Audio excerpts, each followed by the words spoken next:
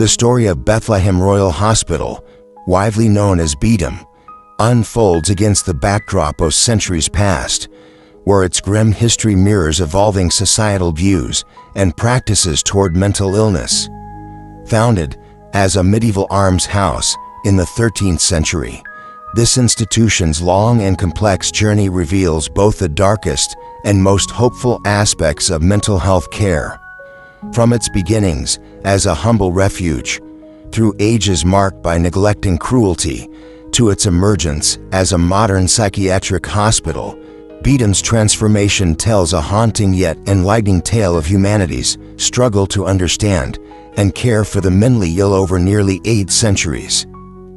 In the early hours of a cold morning in 18th century London, Bethlehem Royal Hospital, familiarly known as Bedum, stood as a grim spectacle.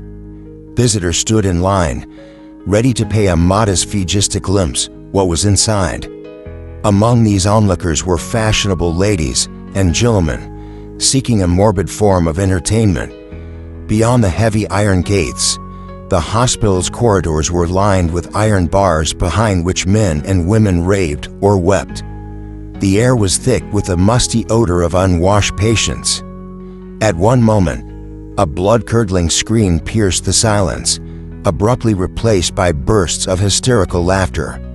Passing by, one could see a half-naked man, wild-eyed and rattling his chains, while from a dark cell echoed the fragmented sound of a woman. This disturbing scene was not a dramatization, it was reality. For centuries, Bedum was one of London's most bizarre tourist attractions. Its very name entered the language as a symbol of chaos and madness, emblematic of the institution itself. Visitors came not only to witness suffering, but also to be entertained by the living display of derangement behind those walls. This chilling morning at Bedum offers a glimpse into a world where mental illness was both feared and exploited, setting the stage for the complex tale of this notorious asylum. The story of Bethlehem Royal Hospital, affectionately known as Bedum, begins far back in the year 1247. It was in this year that a modest priory was established on the outskirts of London, thanks to the land donated by a local sheriff, Simon Deanford, also known as Simon Fitzmary. The priory was dedicated to Saint Mary of Bethlehem, a title that, over time, was simply shortened to Bethlehem. Originally, this institution was far from the asylum for the mentally ill it later became known as. Instead, it served as a humble almshouse or hospital, run by devoted monks who sought to provide shelter and care for the poor, the sick, and perhaps weary pilgrims. The institution's mission was as much spiritual as it was medical. Its brethren devoted themselves to offering both prayer and acts of charity. Their work was sustained by donations, indulgences, and the support of the Church, reflecting the religious spirit of the era, well before Martin Luther's reforms changed the landscape of European spirituality. Throughout those early decades, Bethlehem struggled to maintain its operations, often existing in a state of poverty. The monks were granted royal licenses that allowed them to beg for alms on the streets of London, gathering food and funds to keep their humble refuge functioning. But in 1346, the course of the hospital's future shifted dramatically. Amid the turmoil of the 100 Years' War, King Edward III seized direct control of Bethlehem. Because its founding church was French, there was concern that funds might be directed to the enemy, so the crown took measures to prevent this. From that moment, the hospital's character began to change, becoming more secular, and its leadership often appointed by the crown itself. By the late 14th century, the original spiritual purpose of Bethlehem had blurred, and it was no longer clearly a religious sanctuary. It was around this time we find the first definitive record showing that Bethlehem was caring for mentally ill individuals. A Royal Commission's report from 1403 reveals that among its inmates were at least 6 men described by the Latin phrase, med captus, meaning taken by madness. This is the earliest indication that Bethlehem had become a refuge for those whose minds had been deemed disturbed. The same report sheds light on the harsh and grim nature of care during this time. The hospital kept chains, medicals, and stocks, signaling that even in this medieval period, Bethlehem was confining its mentally ill with iron restraints. The prevailing medical knowledge was rudimentary, based on theories like the four humors, but in practice, treatment often meant little more than custody, locking patients away, praying for their souls, and segregating them from society. Daily existence for these early patients was bleak. Bethlehem was a small and austere institution, likely housing only a few dozen individuals at most. Those labeled mad were routinely chained or confined in cramped cells, unseen and ignored by polite society. Their diet was meager, coarse bread and simple pottage, with cleanliness and comfort painfully lacking. There were no tales of miraculous cures. Mental illness was widely regarded as a lifelong burden, a punishment perhaps from God. Any improvement was usually temporary, resulting in either release to families or abandonment to the streets. By the 15th century, an unusual development emerged: the so-called Bedum beggars. These were impoverished men wandering London, many pretending to be former inmates of Bethlehem, seeking pity and support. Some truly were former patients forced to beg to survive, while others were clever impostors exploiting public compassion. This phenomenon revealed just how infamous Bethlehem's name and reputation had already become. Thus, by 1500, Bethlehem Hospital stood as a small but distinct institution in London, a place of last resort for the lunatic poor. From this foundation, the hospital would face centuries of transformation, evolving gradually from a humble monastic shelter into one of the earliest and most notorious asylums for the mentally ill in England's history. By the late 14th century, Bethlehem Royal Hospital had begun a significant transformation, shifting its focus toward the care of those with mental illnesses. Although originally founded as a modest priory offering shelter to the poor and sick, by this time the hospital was starting to house individuals described as ment, a Latin term signifying those overtaken by madness. A Royal Commission report from 1403 reveals that at least 6 men residing there were recognized as mentally ill patients. This transition marked the beginning of Bethlehem's long association with psychiatric care. The facility, though still small and austere, began confining these individuals, often using iron restraints such as chains, manacles, and stocks. Treatments or cures were scarce, largely overshadowed by prevailing medieval medical theories centered on the balance of the four humors. Care generally meant custody and containment. Patients were locked away, kept out of sight from polite society, and prayers were offered for their souls. Daily life for these early inmates was harsh and grim. Those considered mad were frequently chained or confined to cramped, shadowy cells. The hospital's limited resources meant only a handful of patients could be housed, with meager provisions of coarse bread and simple pottages as food. Cleanliness and comfort were largely absent, and hope for recovery was minimal, as mental illness was commonly viewed as a divine punishment or lifelong affliction. During this period, Bethlehem also inadvertently contributed to a broader social phenomenon, the emergence of Bedum beggars. These were impoverished individuals, some genuine former patients released onto the streets, others impostors exploiting public sympathy by pretending madness. Their presence served as a grim reminder of Bethlehem's growing notoriety and the struggles faced both inside and outside its walls. In essence, by the close of the 14th century, Bethlehem Royal Hospital had shifted from its original charitable mission to become a place primarily designated for the confinement of the mentally ill, laying the foundation for its future role as one of Europe's foremost asylums. In the Middle Ages, life for patients at Bethlehem Royal Hospital was exceedingly harsh and bleak. The hospital, still modest in size with only a few dozen beds, was a place of confinement rather than cure.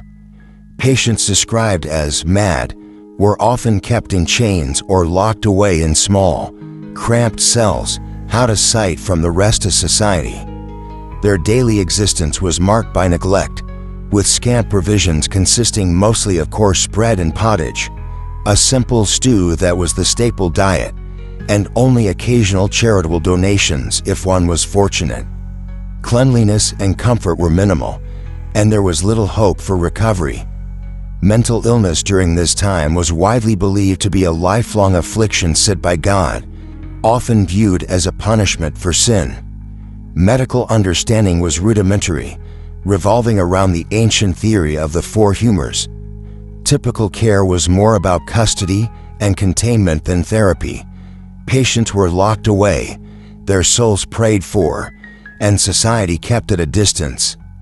The hospital housed iron restraints such as chains, manacles, and stocks, as revealed in a Royal Commission report from 1403. These instruments highlight the prevailing approach. Patients were confined brutally, with the intent to control rather than heal. Treatments, if any, were harsh and often included purging or other primitive measures aligned with contemporary medical beliefs. Tragically, sanitation was poor, and many patients lived in squalor, vulnerable to disease and malnutrition. The overall atmosphere was one of despair, with almost no recorded instances of successful recovery. If a patient showed improvement, it often meant they were discharged back to their families or simply left to fend for themselves on the streets. Further contributing to the grim reality was the emergence of Bedum beggars, former patients released from Bethlehem who resorted to begging to survive. Some were genuine sufferers, while others were impostors exploiting public sympathy. This phenomenon underscored Bethlehem's growing infamous reputation as a symbol of madness and social marginalization in medieval London. As we step into the 16th century, Bethlehem Royal Hospital found itself navigating the profound shifts brought on by the Tudor and Stuart eras. The 1530s ushered in dramatic changes across England with King Henry VIII's dissolution of the monasteries, which dismantled countless medieval hospitals. Yet, Bethlehem survived this widespread upheaval. In 1547, the king transferred custodianship of the hospital to the City of London, marking a pivotal shift from ecclesiastical to civic control. This transition reshaped Bethlehem's identity, aligning it not with spiritual refuge, but with secular governance. By 1557, administration fell under the city's governors of Bridewell, a correctional institution housing vagrants and minor offenders. This affiliation speaks volumes about the attitudes toward the mentally ill at the time. Instead of being treated as patients deserving care and compassion, the lunatic poor were managed similarly to wayward vagrants, controlled and confined rather than healed. The hospital itself remained modest in size, accommodating perhaps only 15 to 20 patients, yet it had firmly established its reputation as a place to house those judged mad and unfit for society. Under city management, conditions within Bethlehem did not improve. If anything, disorder and neglect intensified. The keepers responsible for daily care were laymen appointed by civic authorities, not trained physicians, and some exhibited questionable character. Roland Slefford, for example, was originally a cloth maker, yet he served as keeper for nearly 20 years. Their approach to managing violent or difficult patients often revolved around brute force, restraints, chains, and, at times, beatings were common tools. Bethlehem was effectively becoming a depository for society's outcasts, operated on meager funds supplemented by fees from officials and families wishing to sequester troublesome relatives. By the closing years of the 16th century, the hospital's infrastructure was dilapidated, its inmates lived in misery, and neighbors lamented the noise and foul odors emanating from its walls. Picture a small, crumbling medieval building with barred windows, tucked away behind the bustling London streets, home to a handful of suffering souls cared for by untrained attendants. This was Bethlehem on the cusp of the 17th century, a grim institution overshadowed by neglect. It was during this period that Bethlehem's notorious reputation in popular culture began to cement. William Shakespeare himself made reference to the infamous Bedlam beggars in King Lear, illustrating how the association between Bethlehem and madness had permeated the public imagination. The term Tom o' Bedlam, meaning a crazed, wandering beggar, became a fixture of English culture, reflecting both fear and fascination with mental illness. The early 1600s brought scandal to the fore when, in 1619, Dr. Helia Crook was appointed as physician and keeper under royal patronage from King James I. Despite his prestigious connections, Crook's tenure was marked by corruption and neglect.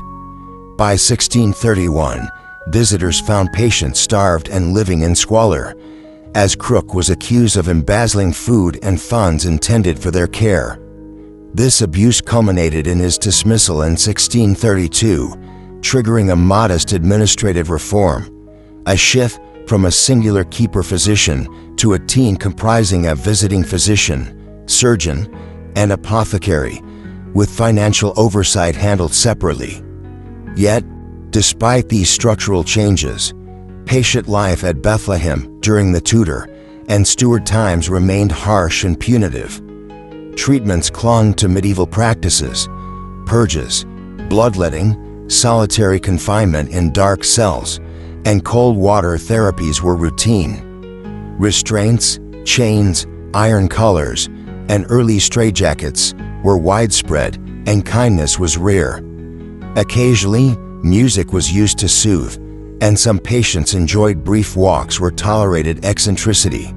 But for most, Bethlehem was a place of suffering rather than healing. Thus, through the Tudor and Stuart periods, Bethlehem evolved from a modest monastic hospice into a grimly secular asylum, barely a hospital, more a facility of custodial confinement for those the city sought to manage rather than cure. This era set the stage for the continuing complexities and challenges that Bedlam would face in the centuries to follow. In the era of Shakespeare, Bethlehem Royal Hospital, or Bedum as it was commonly known, had firmly established its grim reputation in London's collective consciousness. Shakespeare himself made indirect reference to Bedum beggars in his plays, notably in King Lear, a testament to how deeply the hospital's image of madness had permeated popular culture by the early 1600s. These so-called Bedum beggars were often destitute men who either had been former inmates released onto the streets or impostors feigning madness to evoke public sympathy and relief. This association between Bedum and insanity became a widely recognized symbol within society, feeding public fascination and fear alike. The imagery of madness linked to the hospital's surge beyond its walls, becoming a metaphor for chaos and disorder. This period saw Bedum becoming synonymous not only with the treatment of the mentally ill, often harsh and neglectful, but also with the spectacle of madness itself, deeply influencing the portrayal of insanity in literature and public imagination. In the early 17th century, Bethlehem Royal Hospital faced a notorious scandal that exposed the depths of its mismanagement and neglect. In 1619, Dr. Helia Crook was appointed both physician and keeper of the hospital, a position granted through royal favor under King James I. However, instead of improving conditions, Crook's tenure became infamous for corruption and cruelty. Reports from the period reveal that he embezzled funds and provisions meant for patients, leading to widespread malnourishment and neglect within the institution. Visiting governors in 1631 found patients in appalling states, starving, unwashed, and living in squalor. The public outcry and internal investigations culminated in 1632, with Crook's dismissal for mismanagement and abuse. This scandal catalyzed a shift in Bethlehem's administration. Rather than a single individual overseeing all aspects, a more structured management emerged. By the mid-17th century, the hospital introduced a small medical team, including a visiting physician, a surgeon, and an apothecary, alongside a steward designated for finances. These changes sought to curb the unchecked abuses that had characterized previous decades. Despite these reforms, the lived experience of patients remained harsh. Treatment methods centered around medieval practices such as purging, bloodletting, and the application of physical restraints.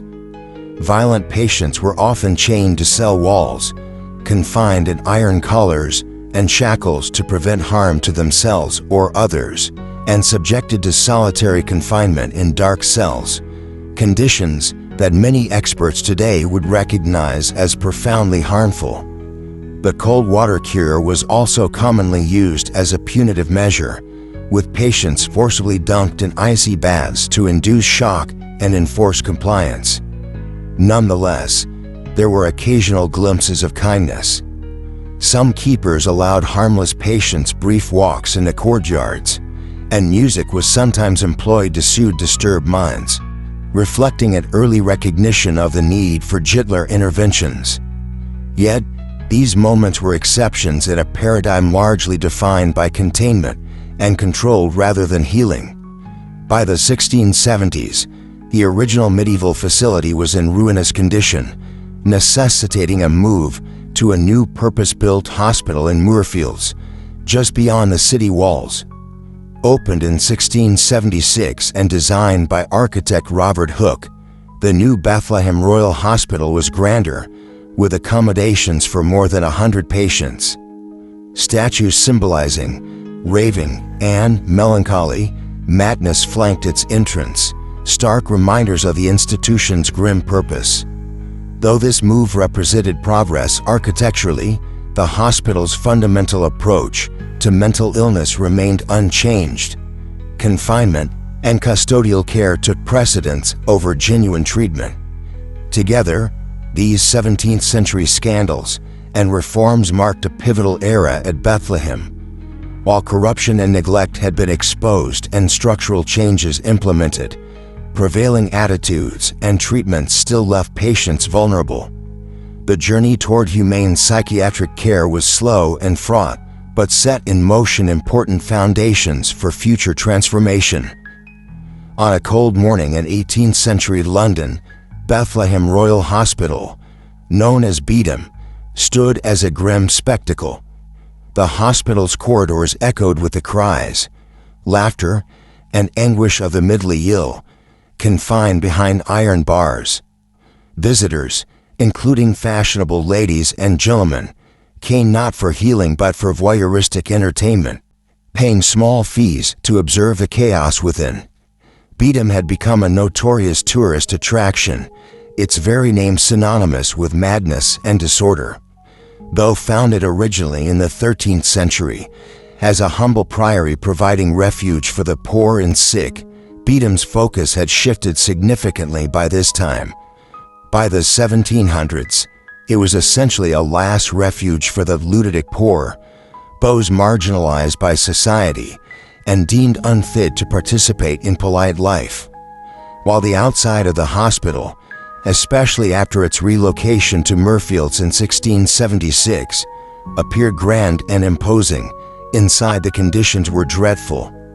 Overcrowding was rampant. The facility was unable to accommodate the growing numbers of patients requiring care. The wards reeked of sweat, urine, and decay, with straw bedding that was infrequently changed. Sanitation was minimal, with only a few primitive privies and buckets serving as toilets, leaving many patients to live amid their own filth. Meals were simple, often consisting of bland porridge, boiled meat on occasion, cheese, and weak beer, based on the erroneous humoral theory that rich or stimulating food could worsen madness. Malnutrition was common, weakening patients and leaving them vulnerable to disease. Medical practices remained harsh and punitive rather than therapeutic. Physicians, who rarely visited, continued to rely on drastic measures such as bloodletting, purging, and the cold water cure, a brutal method where patients, especially those labeled manic, were plunged into icy baths to shock them into submission. Restraints like chains, iron manacles, and straitjackets confined many patients, restricting them for years on end.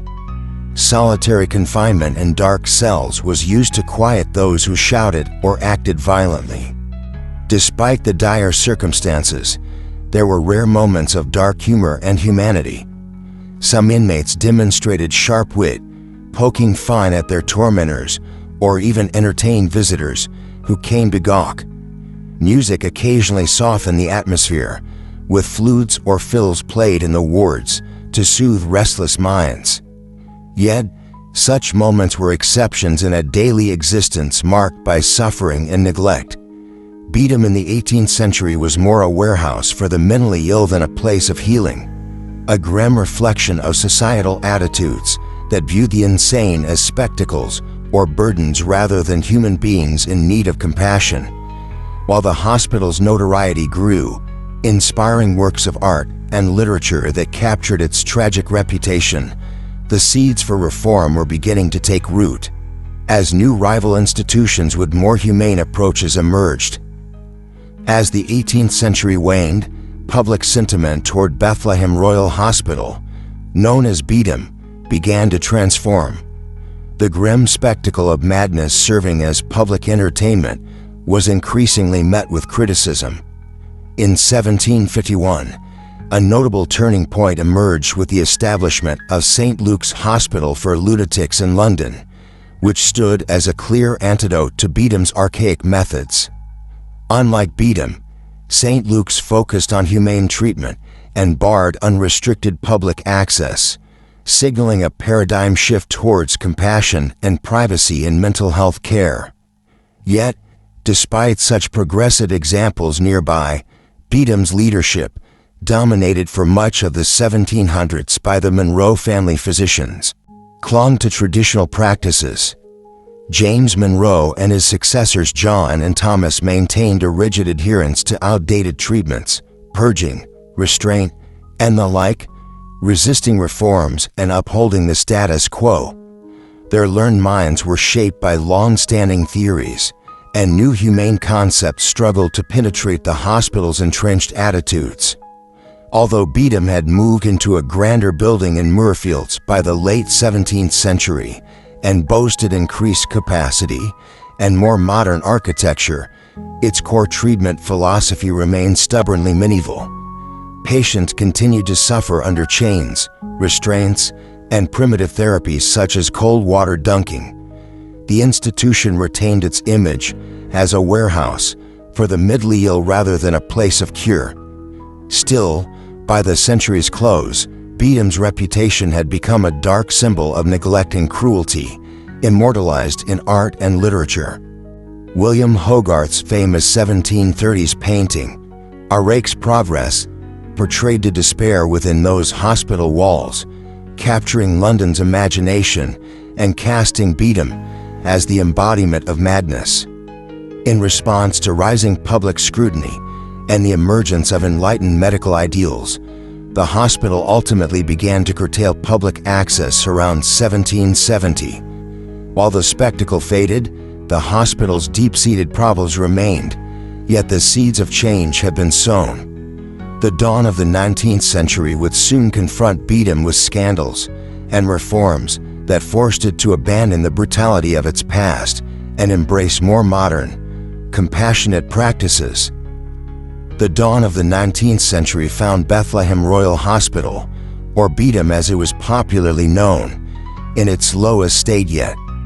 The institution remained under the firm grip of outdated practices, With the Monroe family continuing its medical dominion, Dr. Thomas Monroe spearheading care at that time. Despite passing years, the conditions for patients hardly improved.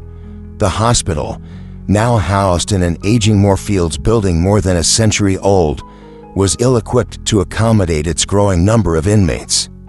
A pivotal moment arrived in 1814 when Edward Wakefield, a Quaker gentleman, clandestinely toured the hospital and was appalled by the inhumane treatment. Patients languished in filth, many shackled and barely clothed. One harrowing case was that of James Norris, an American Marine confined in an iron harness for over a decade. His body was immobilized by an iron belt and bars, tethered so strictly that movement was severely limited. Wakefield's vivid account of Norris and other horrors ignited public outrage. This outcry compelled Parliament to act swiftly.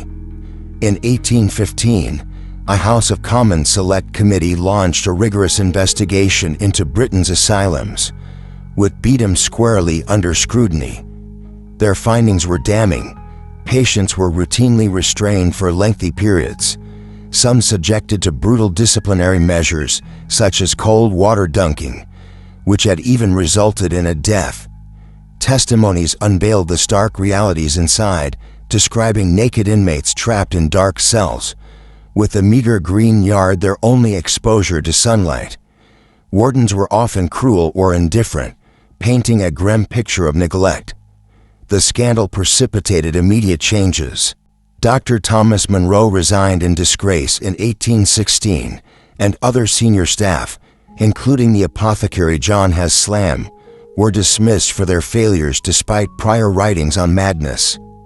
Recognizing the need for reform, hospital governors saw an opportunity with a newly constructed facility in St. George's Fields. The move in 1815 to 1816 symbolized a new chapter, a break from the past cruelties toward more humane care. The new hospital boasted spacious wards and separate courtyards, intentionally designed to avoid the public spectacle of earlier times. Although the intimidating statues of raving and melancholy madness were relocated to the new site, signaling continuity, the ethos aimed for transformation. Under reform-minded superintendents and visiting physicians, Bedum began embracing moral treatment, a philosophy then gaining traction that emphasized kindness, dignity, and maximizing patients' freedom within safety constraints. Throughout the 1820s and 1830s, tangible progress emerged. Chains and manacles vanished gradually, replaced initially by less severe restraints such as padded gloves and restraining jackets, which themselves were phased out over time. Patients received ordinary clothing rather than rags or nakedness, and windows were opened regularly to fill the wards with fresh air and sunlight.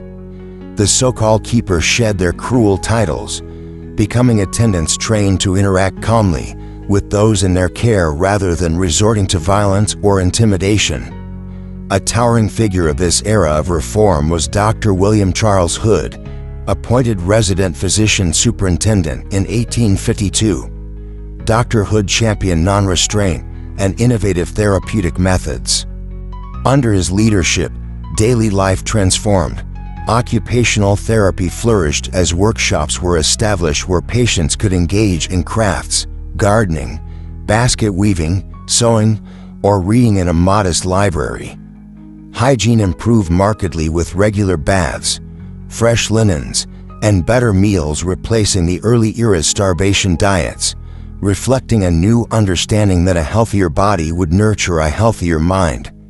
By the late 1850s, Bedum reported near abolition of mechanical restraints, a radical shift from prior decades when chaining was the norm. Victorian Bedum, while still imperfect, strove to redefine itself as a curative institution rather than just a repository for the mentally ill. Public visits were ended, reserved now for professionals, and social events like supervised dances and tea parties were organized to encourage patient interaction and rehabilitation. Such efforts, early forerunners of recreational therapy, added moments of levity to what had long been a place overshadowed by suffering. Though many patients did not fully recover, and serious mental illnesses like psychosis remained difficult to treat, this period marked a clear turning point. Bethlehem Royal Hospital was no longer the chaotic and cruel madhouse of centuries past, but a hospital gradually aligning with emerging psychiatric science and a more compassionate approach to mental health care. In 1815, Bethlehem Royal Hospital embarked on a new chapter by relocating to a freshly constructed facility at St. George's Fields, situated south of the River Thames. This move symbolized a deliberate break from the decaying, overcrowded quarters at Murfields, promising a more spacious and humane environment for patients. The new hospital was designed with separate wards and open courtyards aimed at improving both the physical conditions and the quality of care provided.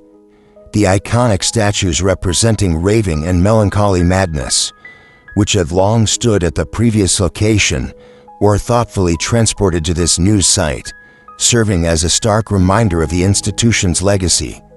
Yet, with the new surroundings came an emerging philosophy, shifting the focus from mere confinement to treatment and rehabilitation.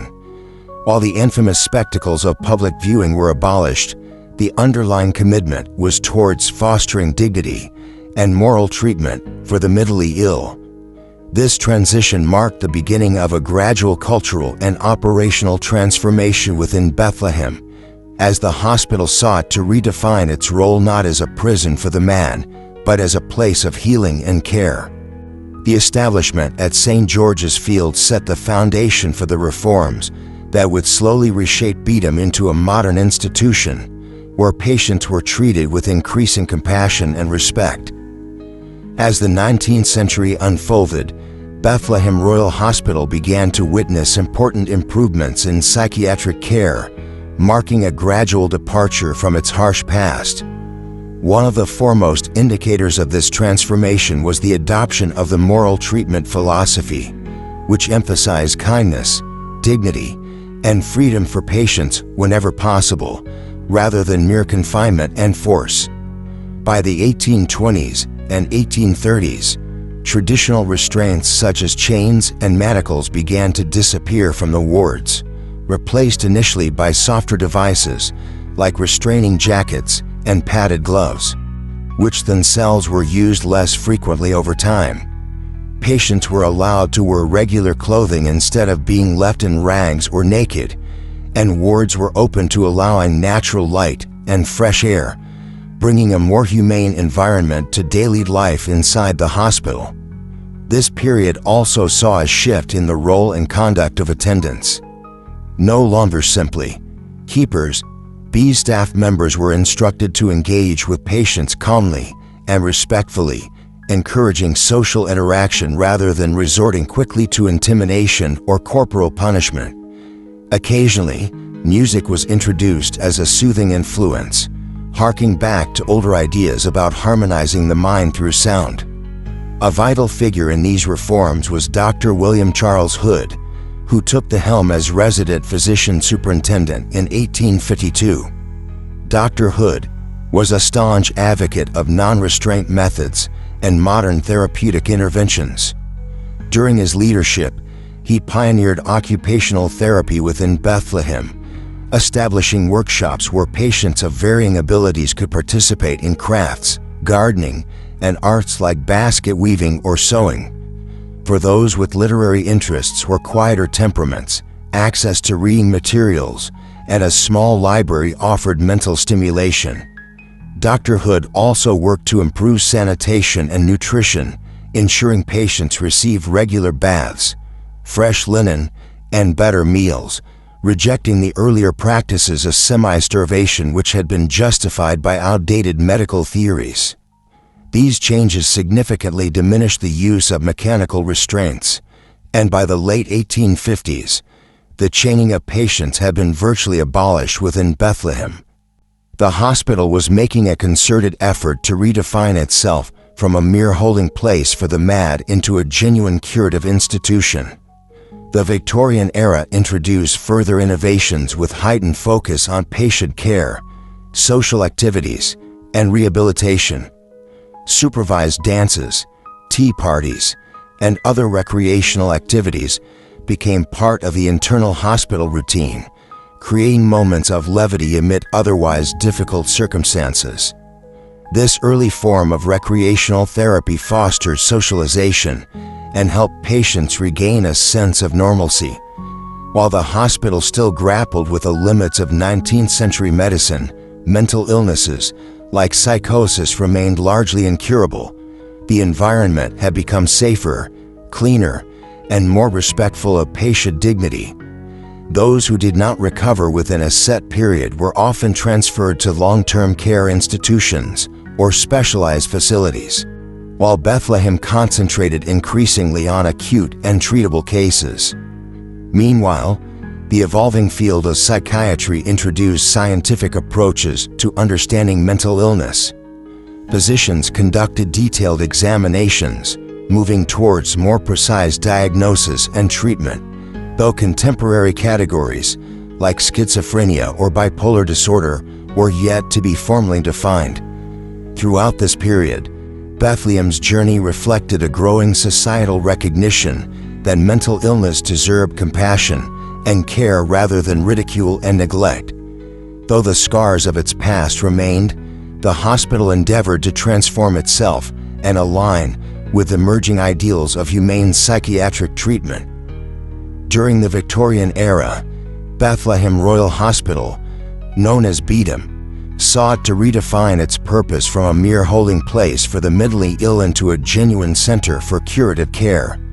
This period marked a significant shift toward more enlightened psychiatric practices, even though the shadows of its past abuses still lingered. Under the leadership of progressive superintendents, the hospital began to emphasize patient dignity and rehabilitation. The notorious public visits that once allowed Londoners to dock at inmates were long abolished, replaced by controlled access limited to professionals and family members. Recognizing the importance of social interaction and mental stimulation, the hospital introduced activities such as supervised dances and tea parties within the wards. These gatherings provided moments of levity and community for patients, early forms of what we now understand as recreational therapy. One key figure of this transformation was Dr. William Charles Hood, who became the resident physician superintendent in 1852.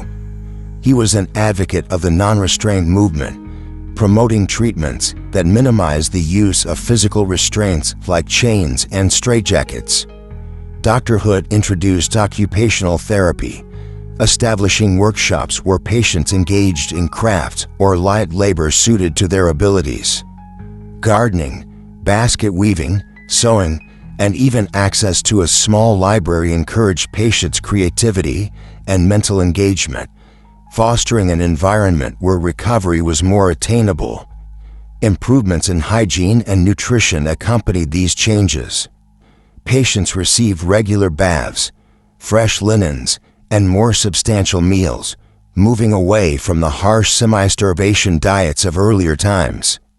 There was growing acknowledgement that a healthy body supported a healthier mind. Despite these advances, the challenges of treating serious mental illnesses remained formidable. Many patients did not recover fully.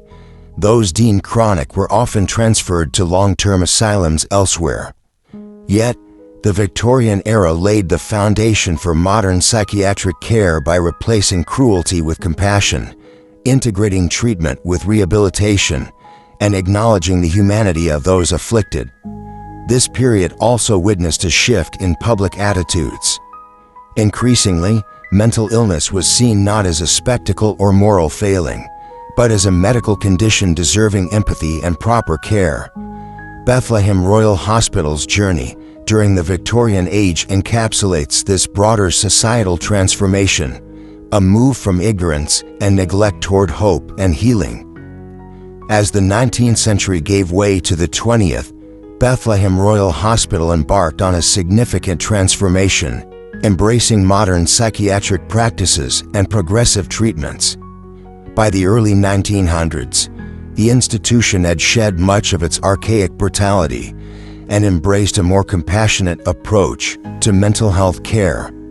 The hospital continued to adapt by adopting novel therapies and innovations aimed at improving patient outcomes. In the 1920s, Bethlehem moved once again, this time to the suburban estate of Monk's Orchard in Kent, offering a peaceful setting with modern facilities designed to foster healing and comfort. The new environment featured open spaces, gardens, and workshops, emphasizing recreation and occupational therapy as integral parts of treatment. This move represented not just a change in location, but a shift toward viewing patients as individuals deserving dignity and respect rather than mere inmates. Throughout the early 20th century, medical staff experimented with emerging therapies such as insulin coma treatment and convulsive therapies that reflected contemporary hopes to cure severe mental illness. The 1940s saw the introduction of electroconvulsive therapy, ECT, a procedure designed to induce controlled seizures in patients suffering from debilitating psychiatric conditions. Although these methods are now understood as harsh, at the time they represented cutting-edge attempts to find effective treatments. Post-World War II developments brought about the National Health Services Incorporation of Bethlehem in 1948, which ensured public funding and increased oversight. The 1950s marked a revolution in psychiatric care with the arrival of antipsychotic medications, like chlorpromazine, radically changing the way mental illnesses such as schizophrenia were managed. These drugs allowed for reduced reliance on physical restraints and facilitated the gradual deinstitutionalization of long-term patients. Bethlehem evolved into a hospital focused on acute psychiatric care, research, and professional training, distancing itself from its often grim past. Patients experience more humane conditions, therapeutic activities, and greater emphasis on recovery and social reintegration. Despite progress, the institution faced ongoing challenges, underscoring the complex journey from a place of confinement toward a center dedicated to compassionate psychiatric treatment in the modern era.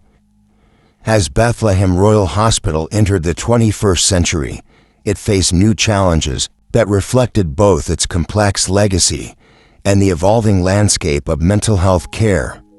Despite significant advancements in treatment and patient care, the hospital remained under scrutiny from mental health advocates and psychiatric survivors, who sought to highlight the institution's history of abuse and ongoing concerns about patient rights. In 1997, marking the hospital's 750th anniversary, a campaign known as Reclaim Bedum was launched by activists. They protested at the old Bedum site, now the Imperial War Museum, drawing attention to the long history of mistreatment and incarceration within psychiatric institutions, including Bethlehem itself. This movement underscored the tension between commemorating progress and acknowledging past injustices. While hospital officials emphasized the strides made towards compassionate care and patient involvement in treatment decisions, activists reminded the public not to forget the suffering endured over centuries. The hospital today operates as part of the South London and Maudsley NHS Trust, offering specialized services for a range of mental health conditions including severe depression, anxiety disorders, personality disorders, and adolescent care. The narrow Victorian stereotypes of violent insanity have been replaced by a nuanced understanding of mental health challenges, embracing the dignity and individual rights of patients. Legal protections have strengthened, ensuring patients have a voice in their treatment and the right to participate in decisions affecting their care. Yet, the shadow of Bethlehem's past is a constant reminder to staff and society alike that without vigilance, history could repeat itself. A tragic incident in 2010 exemplified this concern when a young patient, Olani Lewis, died after prolonged physical restraint by police while under Bethlehem's care. The public outcry led to the introduction of Sinny's Law in 2018, legislation that strictly limits the use of force in mental health settings, emphasizing the imperative need for humane treatment. Thus, the story of Bedum in the 21st century is one of ongoing evolution, a persistent effort to balance clinical care, patient rights, and dignity, while learning from a troubled past to prevent future harm. It serves as a cautionary tale and a beacon for continued advocacy, reform, and compassion in mental health care. The story of Bethlehem Royal Hospital, spanning almost 800 years, reveals a profound transformation in the understanding and care of mental illness. From its origins as a modest religious hospice in the 13th century, it gradually evolved into one of the earliest institutions dedicated to the mentally ill. Yet, for centuries, patients endured appalling conditions, chained, confined, and exposed to neglect and misunderstanding. The hospital's notorious reputation, symbolized by the term Bedum, reflected society's fear, morbid curiosity, and often cruelty toward mental illness. Over time, however, awareness and attitudes began to shift. The 19th century brought pivotal reforms as moral treatment philosophies emerged, advocating kindness, dignity, and meaningful occupation for patients. The Victorian era saw further progress, integrating therapeutic approaches and striving to redefine the hospital as a place for healing rather than mere containment. Into the 20th and 21st centuries, Bethlehem continued to adopt modern psychiatric practices, replacing brute restraint with compassionate care, while still confronting challenges and controversies. Today, Bethlehem Royal Hospital stands as a symbol of both humanity's past failings and its potential for compassion and progress in mental health care. Its long history is a powerful reminder of the critical importance of empathy, vigilance, and continued advocacy in improving the lives of those living with mental illness. Bethlehem Royal Hospital today stands as a profoundly transformed institution. Its evolution from a medieval religious hospice to an infamous madhouse, and now to a modern psychiatric facility, encapsulates centuries of shifting understandings and approaches to mental health care. This journey reflects not only advancements in medicine and treatment, but also a growing recognition of compassion and dignity as essential components of care. While no psychiatric hospital is without its imperfections, Bethlehem strives to heal rather than harm, offering a space where echoes of past suffering have given way to therapies and hope.